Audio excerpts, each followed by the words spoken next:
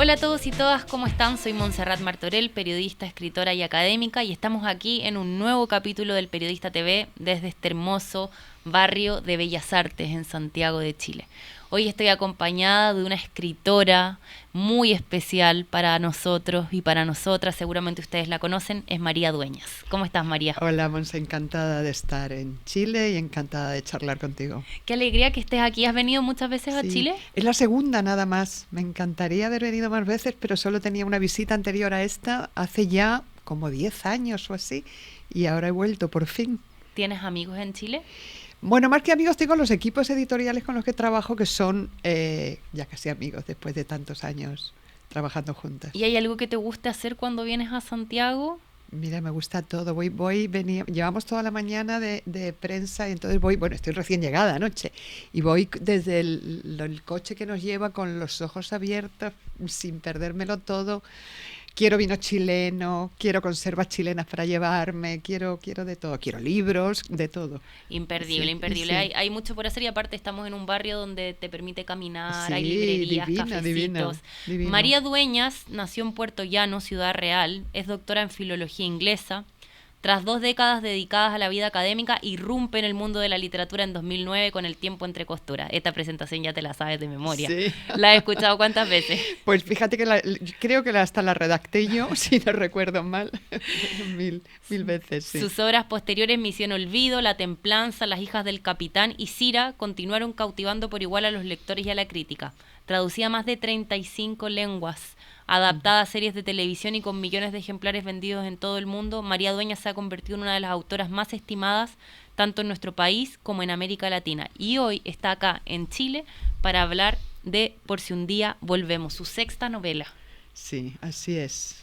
6 novelas y, bueno, seis aventuras, 6 universos y 6 historias muy distintas.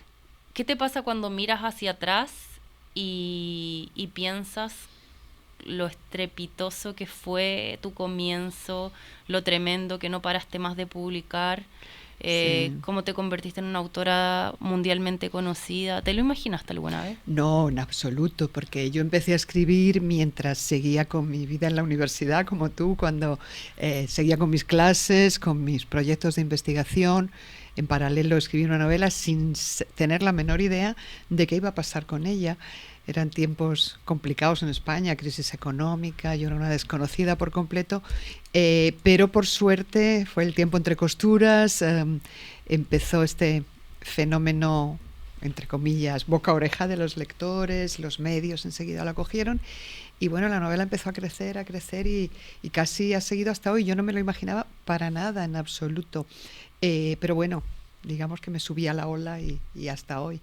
¿Y cómo fue para tu familia, para tus amigos, para la gente como de ese mundo íntimo que me imagino que no renunciaste Sí, nunca y que está ahí, no, que te ha claro, acompañado y te no, vio? absolutamente, absolutamente. Pues mira, algunos sabían que estaba escribiendo, pero otros ni eso. Mi familia más cercana sí, los amigos más cercanos, pero mucha gente no tenía ni la menor idea, ¿no? Y cuando se publicó dudaban si era yo o era otra María Dueñas, que se llamaba igual. Bueno, fue sorprendente, pero lo fuimos asumiendo todos con naturalidad, ¿no? Porque quizá desde fuera parece todo como un boom grande, que un poco lo fue, pero al final hay un proceso dentro y casi te va dando tiempo un poco, ¿no? A irte dando cuenta. Y bueno, mis amigos siguen en el mismo sitio, mi familia igual. Es verdad que he añadido esta nueva dimensión a mi vida, dejé la universidad porque vi que no podía ir con las dos cosas, pero bueno, básicamente sigo siendo la misma persona. ¿Te dio pena dejar la universidad? No, porque estuve 20 años casi en la universidad y fue una escuela magnífica, todo lo que tengo son buenos recuerdos, yo creo que nunca habría llegado a ser la escritora que soy ahora sin ese bagaje, pero me di cuenta de que no podía llevar las dos cosas, o sea, podría llevar las dos cosas a la vez, pero mal, corriendo de una a otra con poca responsabilidad y bueno, normalmente no me gusta trabajar así que pedí una excedencia, en principio temporal, que se ha convertido en definitiva y he seguido por el camino de la literatura. Y te llaman de repente, ¿cómo vuelve tus colegas antiguos? Te No, necesitamos. No, que va, no me necesitan nada en absoluto. Me fui, perdí muchos contactos porque, bueno, así somos nosotros en España, ¿no? Cierras una puerta y ahí quedas. Pero bueno, me quedan algunos amigos, siguen mis amigas, colegas más cercanos, siguen siendo, me cuentan, nos vemos con frecuencia, pero tampoco he vuelto a tener demasiado contacto. Y esa templanza, esa manera que tienes de hablar, como se te ve como una persona tan tranquila. Bueno, sí, soy tranquila, regular, pero no me acelero mucho, digamos que soy equilibrada, ¿no? Eso que no iba, me siempre pongo lo nerviosa. tuviste, Sí. hace 20, Sí. 30 años. Sí, eso sí. Bueno, puedo sacar mi pronto y mi genio cuando las cosas se tuercen. Pero sí, yo creo que te pasará a ti también, Monse, que la vida en las aulas, el enfrentarte a cantidades enormes de alumnos. Yo en los últimos años ya tenía más grupos más pequeños, de máster, de doctorado, de posgrado, pero durante muchos años tuve aulas llenas con 200 alumnos, que tienes que ganarte la atención como sea, que tienes que estar pendiente de 1000 cosas. Entonces yo creo que eso te va haciendo como una coraza, ¿no? Y te va haciendo un carácter y una manera de desenvolverte que luego es muy útil para muchas otras circunstancias. Y también porque te lo pregunto, porque, bueno, empezaste a publicar después de los 40 años. Sí. Y esto, si hubiera sido a los 20 años, este éxito arrollador te hubiera volado la cabeza. Probablemente. Sí, desde luego habría sido una actitud distinta. Yo he sido siempre bastante serena, no me volaría la cabeza de estrepitosamente, pero desde luego mi actitud no habría sido la misma, seguro, porque cuando te viene con una edad, pues ya te tienes otra lucidez, sopesas las cosas de otra forma, ¿no? Pero cuando tienes 20 años lo quieres todo, no eres capaz de decir, reflexionemos, sí, no, todo te parece bien, te lo quieres comer el mundo, ¿no? Entonces supongo que mi actitud había sido muy distinta, sí. Y sobre todo con la escritura, que yo creo que hay muchas cosas que uno necesita hacer cuando es muy joven, ¿cierto? Sí. Si quieres ser un buen deportista, ojalá idealmente sí. cuando eres joven, pero el tiempo le hace muy bien a la escritura. Sí, yo creo que sí, absolutamente, porque vas acumulando bagaje de todo tipo, experiencia personal, bagaje lector, carrera profesional, y tu visión del mundo se va ampliando, y yo creo que esa madurez, ese pozo, para según qué escritura, ¿no? Pero para novelas como las mías sí que me viene muy bien. Y con los libros vinieron los reconocimientos, vinieron los premios. Bueno, ¿Cómo, sí. ¿Cómo estuvo el ego ahí? Bien, porque a mí sobre todo, más que los premios, que los reconocimientos, son los lectores, ¿no? Los que me dan inyecciones de estímulo. Y bien, porque te dicen cosas lindísimas, siempre te conviertes en una superheroína para muchos, pero bueno, mi padre siempre decía una frase. Mi padre era un señor muy lúcido y muy listo para muchas cosas, para casi todo. Siempre me decía al principio de todo esto, estaba súper orgulloso, pero muy atento a ver que no se me fuera por ahí la cabeza, ¿no? Y me decía siempre, la cabeza fría y los pies en el suelo. Y yo como que asumí eso y ahí me mantuve. Mira, qué sabio él. Sí. ¿Ya no vive? No viven. Pero alcanzó a ver todo eso. Sí. Mi madre vio la publicación de las 2 primeras novelas, El tiempo entre costuras y Misión Olvido, vio el principio de la serie y murió cuando estaba en mitad de la serie. Y mi padre llegó hasta Las hijas del capitán, creo, hasta La templanza seguro, porque se la dediqué a él, que le gustaban los vinos y entendía de minas, y por eso le dediqué esa novela. Y creo que llegó también hasta Misión Olvido. Sí, estaban encantados. Hasta Las hijas del capitán. Estaban muy contentos, muy orgullosos y muy bien. ¿Ellos leían? Ellos leían, ellos trabajaron muchísimo siempre, leían algo, no eran lectores voraces, pero sí eran muy conscientes del valor de la educación, del valor de la cultura, y de que la mejor manera, el mejor legado que le puedes dejar a tus hijos es una buena educación, una formación académica y todos los libros que quieran. Y ellos sí, claro, leían cosas, pero no eran avidísimos lectores de literatura universal, digamos. Bueno, Por si un día volvemos. A mí me Sí. caló desde el título, creo que es Sí. un muy buen título, un muy bonito título, que uno dice, ¿con qué me voy a encontrar? Sí. ¿Qué será? ¿Qué hay aquí? Y es un viaje en sí mismo. Sí, sí, El sí. viaje de una mujer, Es un largo viaje. un largo viaje, Sí. son largos años, nos encontramos con las descripciones, con frases largas, con poesía, una trama que además está marcada por la resiliencia de su protagonista. Voy eligiendo bien qué Sí, decir para sí, no sí. para no matar la trama. No, Y al mismo absolutamente. tiempo tu sello, que es un profundo trabajo de investigación, ¿cierto? Ujú. Esto transcurre en Orán, en Argelia, entre los años 1920 y 1962. Eso es. Cuéntame, ¿cómo fue para ti? Que yo sé que los libros tú no los lees después de que ya No. dices que cuando te llegan ya no los quieres leer porque quieres cambiar todo y te... Sí, exacto, porque luego yo soy muy puntillosa y muy hiperperfeccionista, pero me intento corregir a mí misma a la vez. Entonces la única solución es no volver a leerlos y así no me como la cabeza.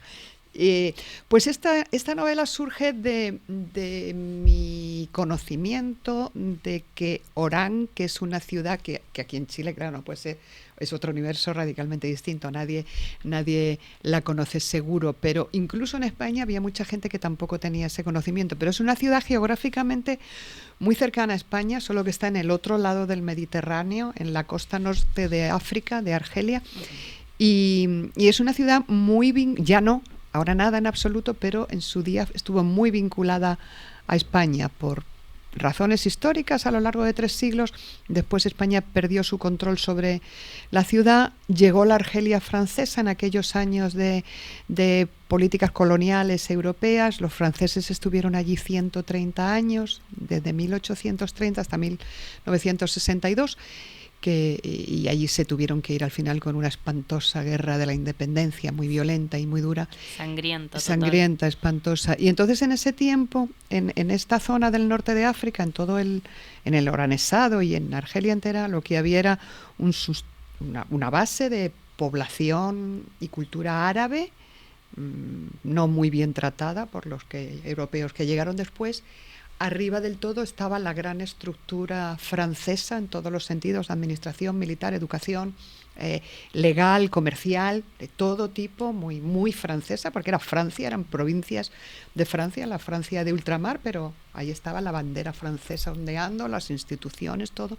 Y en medio lo que había era una gran capa de trabajadores españoles, de gente que cruzaba desde la península para ganar un futuro mejor, migrantes, nada más, que algunos iban y venían, o fueron menos tiempo, pero muchos se quedaron, se afrancesaron, y ya fueron generaciones y generaciones de ciudadanos franceses con apellidos españoles. Los nombres se fueron afrancesando. Y entonces, entre estos emigrantes, que en algunos años se cruzan también con el exilio español tras la Guerra Civil, pues entre estos emigrantes yo incluyo a Cecilia Belmonte, mi protagonista. Que no se llama así realmente. No se llama así, pero la conocemos así y no le conocemos su nombre verdadero nunca. Sí, porque la novela arranca cuando ella tiene unos 17 años. Vamos a contar, esto es un pequeño spoiler, pero es el primer capítulo, no pasa nada. Sufre un abuso atroz por parte de un desconocido. Terrible. Para defenderse, hace lo que puede, agarra una herramienta y lo acaba matando, ¿no? Y como es consciente en una ráfaga de lucidez de que de esa no va a salir si la descubren y con ver al día siguiente lo que ha sucedido, pues decide en un instante que tiene que escapar. Entonces le mete la mano al tipo en el bolsillo, le arranca lo que tiene, lo poco que tiene, y lo que tiene es unas monedas y una cédula de identidad a nombre de Cecilio Belmonte y un pasaje en barco desde Cartagena a cruzar el Mediterráneo y llegar a Orán. Entonces ella asume ese nombre, lo cambia a Cecilia, asume ese pasaje de barco y se va. Increíble. Y ese huevecillo que siempre Rosa Montero me dice, yo he estado con ella varias veces, en varias oportunidades, y dice que las historias parten con un huevecillo, algo que te persigue. Sí. ¿Qué te perseguía a ti de este libro? ¿Cómo comienza? ¿Cómo empiezas con esta obsesión para después estar 4 años escribiendo este libro? Sí, bueno, he estado 1 año y pico. Tampoco Lo que pasa es que he tardado 4 años en publicarlo, sí, porque ha habido otras cosas en medio y la promoción de la novela anterior. Pues ese huevecillo es Orán, es la ciudad de Orán. A mí me generaba cierta curiosidad el por qué, habiendo sido tan cercana a España y a los españoles, ahora mismo nos era tan desconocida. Y ahí empecé a no a intrigarme, pero a investigar, a intentar saber por qué se había perdido esa hilazón que fue de aquellos españoles, porque claro, cuando llega la independencia de Francia, la independencia de Argelia, perdón, tras la gran guerra, 8 años de guerra espantosa, entonces no se le llamó guerra, ya el nombre le vino después, le llamaban los acontecimientos nada más. Sí, esto surge porque, bueno, empieza el nacionalismo árabe, el nacionalismo argelino empieza a decir: no queremos a Francia con nosotros, queremos ser dueños de nuestro país, y entonces piden esa independencia de la peor de las maneras, de la forma más violenta y más sangrienta, con atentados, con asesinatos, de una forma espantosa.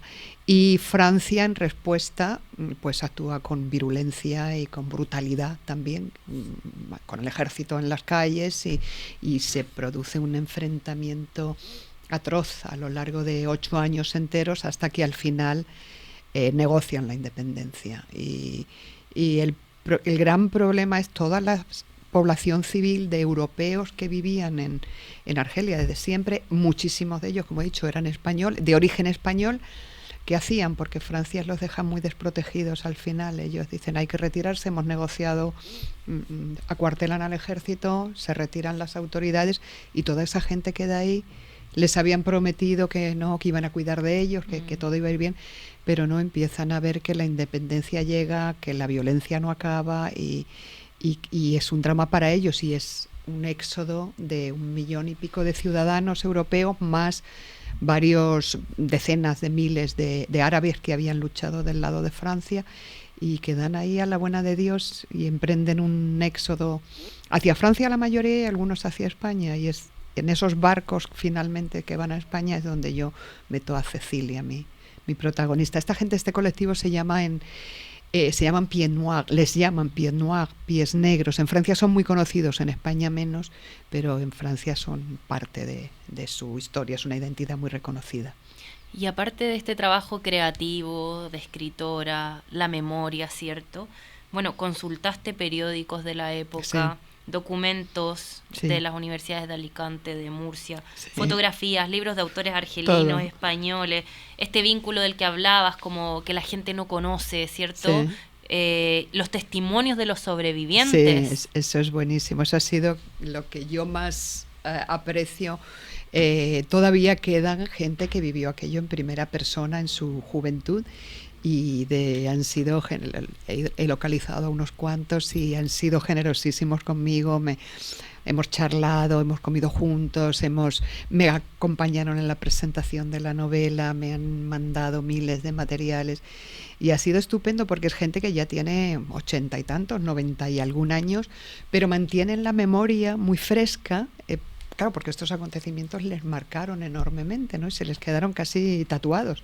Y me han contado de ellos, de cómo fue, de cómo vivían antes de la independencia, cómo tuvieron que salir rápidamente, cómo algunos se quedaron un tiempo. He hablado con gente de la emigración más económica, digamos, gente que fueron empresarios que también forjaron ellos su carrera, gente del exilio, de todo digamos el más amplio abanico, y es fantástico porque ellos te cuentan los acontecimientos que tú más o menos ya conoces por otros cauces, pero claro, te los pasan por el filtro de su propia experiencia, ¿no? Y te transmiten sus emociones, sus sensaciones, sus recuerdos personales, los de su familia, qué pasó ahí, cómo se sintieron, cuáles fueron sus dolores, por dónde vertieron sus lágrimas, ¿no? Y es muy conmovedor. Y que uno lo puede replicar en tantos lugares del mundo. Claro, al final yo hablo de una historia muy concreta en un rinconcito muy concreto del planeta y en un tiempo muy, muy acotado, pero al final es una historia muy universal, es el tener que huir de tu tierra porque las circunstancias dramáticas te obligan. Y que sigue sucediendo. Absolutamente. En el 2025. Absolutamente. Está Cecilia Belmonte, este personaje, esta mujer, que tiene que ver también con tus construcciones, con la manera en la que tú ves la vida, hay mucho de eso, el desarraigo como motivo, sí.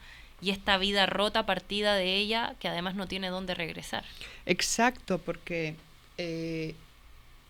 me preguntan muchas veces en qué se parece a, por ejemplo, a Sira Quiroga, la protagonista del Tiempo entre costuras. Inolvidable. Sí, que es un personaje muy querido por los lectores. Y yo digo siempre que no se parecen casi nada. Bueno, en que las dos tienen que irse y son jóvenes en unos años concretos del principio del siglo XX.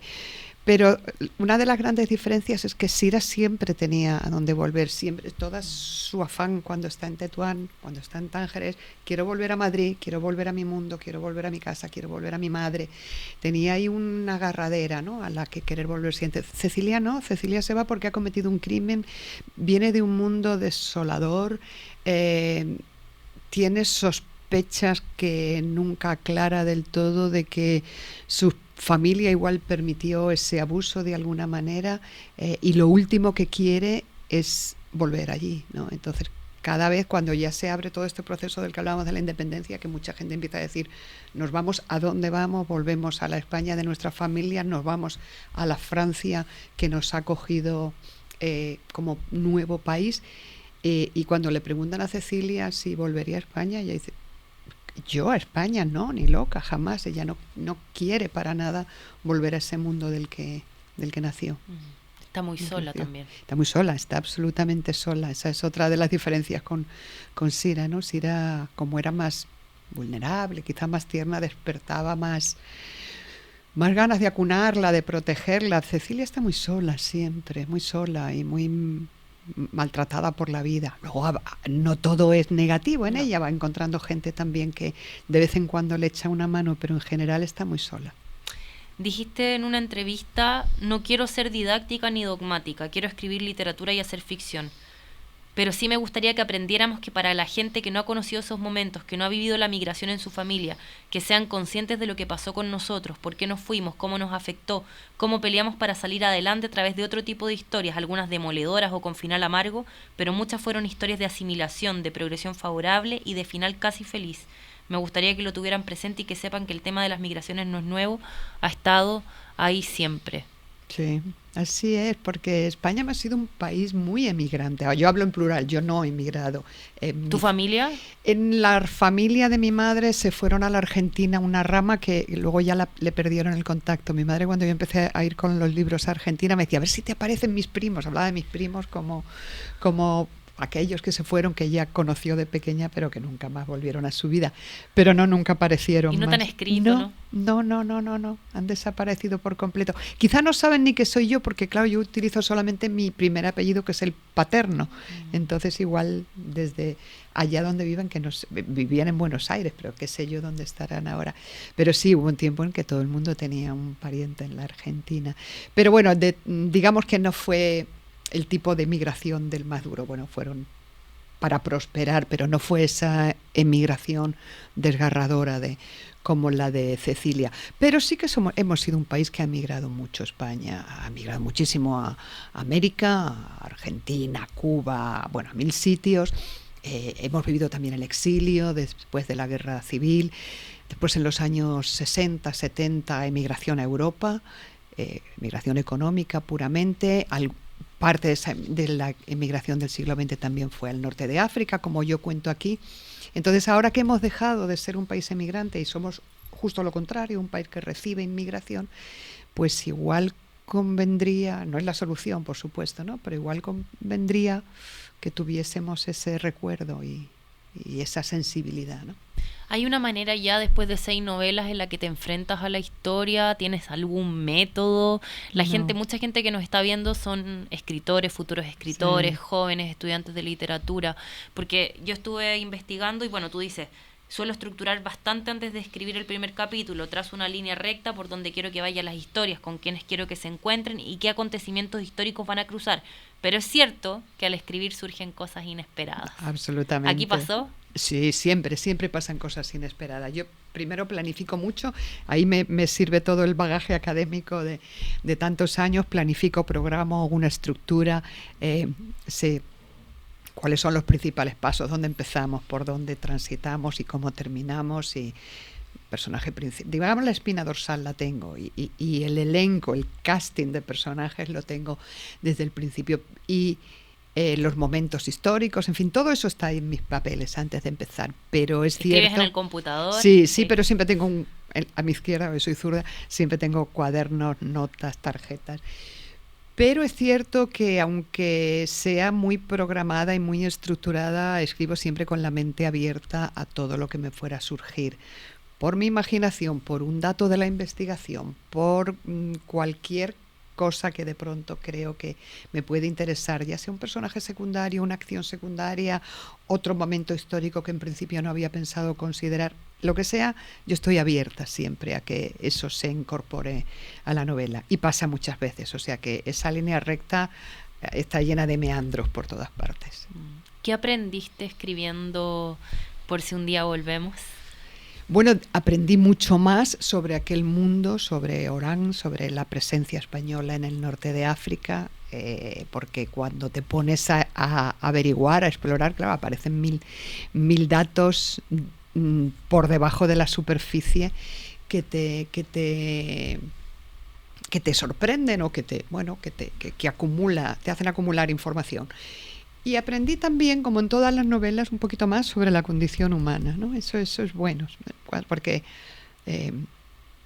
se suman muchas historias personales, muchas anécdotas personales, en estos tiempos además convulsos como los que yo cuento aquí, sale lo mejor y lo peor de la condición humana, ¿no? Y entonces, te abre los ojos a muchas situaciones que algunas desgarradoras, otras conmovedoras, otras heroicas, otras inspiradoras, de todo tipo. Y un final que no lo voy a decir cómo terminas, por supuesto, pero igual es un golpe en el corazón. Sí, al lector. Sí, ahí queda como una pena. Sí, porque es un final que, digamos, cierra un círculo en la vida de Cecilia. Y es un final que no es infeliz porque hay reencuentros y hay salidas y soluciones, pero deja un pozo también de pena, ¿no? Por todo lo que pasa. Totalmente. Mercedes Sosa tiene una canción que dice: uno vuelve siempre a los viejos sitios donde amó la vida. Exacto. Y Sabina te dice: en Comala comprendí que al lugar donde has sido feliz no debieras tratar de volver. Exactamente, y por eso de ahí viene el título, ¿no? Cerrando, por si un día volvemos, que es una frase que se repite mucho al final de la novela, sobre todo en el último capítulo, ¿no? Porque claro, como esta gente salió de una manera tan dramática, tan precipitada, muchos se dejaron la ropa colgada en el armario, la mesa puesta, la despensa llena. Decían, ¿qué hacemos? ¿Qué hacemos con la casa? Los coches aparcados, los trabajos, los talleres, las pequeñas fábricas, los pequeños negocios que tenían muchos de ellos, ¿no? Lo dejamos, cerramos, abrimos y siempre todo lo intentaban dejar de una manera que se lo pudieran reencontrar por si algún día volvían, ¿no? Pero casi ninguno lo hizo. ¿Hay algún lugar que te gustaría regresar y al que no has vuelto? No solamente un espacio físico, como un espacio no, porque emocional. he vuelto casi siempre a todo. Fíjate, a mis vivencias personales, pero yo qué sé, el año pasado, por ejemplo, hicimos un pequeño viaje con mis primos al pueblo del que vinieron mi abuela, nuestros antepasados. ¿Cómo se llama el pueblo? Es un pueblo diminuto que se llama Checa, es en la provincia de Guadalajara, pero casi lindando con Aragón. Y era un pueblo de montaña, chiquito, y allá fuimos nos metimos en la parroquia buscando las partidas de nacimiento, en el ayuntamiento, a ver qué encontrábamos, y fue muy emotivo porque es un pueblo que no tiene nada que ver, yo no había puesto allí un pie en mi vida, casi no era capaz de situarlo en un mapa, un pueblo pequeñito, no llegara ni a 1000 habitantes. Pero empezaron a salir cosas de la familia, vimos gente de la que habíamos oído hablar en el pasado y que de pronto estaban ahí, gente de la que no habíamos oído y de pronto resulta que eran muy cercanos y vimos las casas donde vivieron y Y bueno, y esas cosas son siempre entrañables, ¿no? Trascienden tu mera experiencia vital propia, tu recorrido, pero no sé, somos lo que somos porque venimos de donde venimos, ¿no? Y siempre es conmovedor reencontrarte con eso. Después de 6 novelas, ¿sigues sintiendo que partes completamente de cero, reseteada, como si Sí. esta novela fuera la primera? Absolutamente, siempre. A siempre. pesar de que igual uno pierde la inocencia. No, pero no del todo. Yo me vuelvo a ilusionar. Pienso mucho sobre qué voy a escribir, porque quiero que sea algo que me guste, que me ilusione, que no sea un tormento sentarme y decir, uff, ahora qué cuento, ¿no? No, al revés, que me guste y me apetezca mucho hacerlo.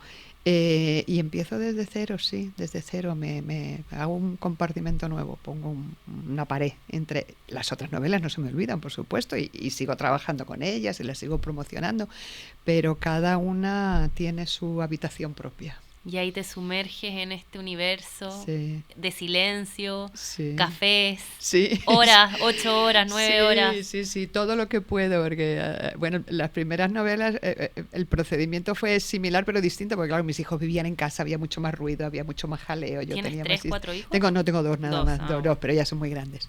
Y ahora ya no, ahora ya escribo con muchísima más paz que antes. Pero sí, el procedimiento es el mismo, y me paso unos cuantos meses digamos, haciendo una inmersión en el mundo que voy a recuperar, reconstruyendo ese universo, documentándome, pensando, trazando ese camino que quiero recorrer, y luego ya cuando me obligo a parar, porque esa parte es muy apetecible, claro, es todo un aprendizaje, y yo que soy una aprendiz nata y que siempre tengo curiosidad por mil cosas, me encanta, pero tengo un momento que tengo que parar y decir, oye, que no estás escribiendo una tesis doctoral, que vamos a escribir una novela, paremos. Y entonces ya arranco, bueno, tengo toda mi hoja de ruta trazada y ya arranco capítulo 1 y ahí empieza. Y ahí vas. Ahí vamos. Recién, bueno, dijiste la habitación propia, el cuarto propio, Sí, citando a Virginia sí, Woolf. Exacto. ¿Cómo se defiende el silencio? ¿Cómo has defendido el silencio para poder escribir?